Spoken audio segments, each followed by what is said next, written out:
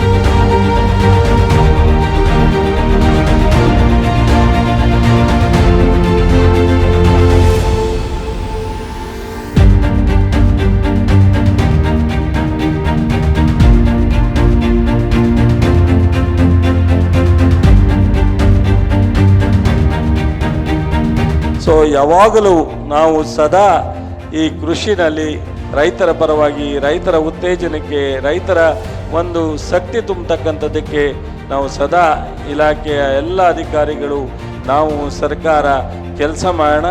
So ಇದನ್ನು ಇವತ್ತು ಅಂತಿಮವಾಗಿ ಕೊನೆಯ ಒಂದು ಸಮಾರಂಭ. ನಿಮ್ಮೆಲ್ರಿಗೂ ಸಹ ಭಾಳಷ್ಟು ಕಷ್ಟಪಟ್ಟಿದ್ದೀರ.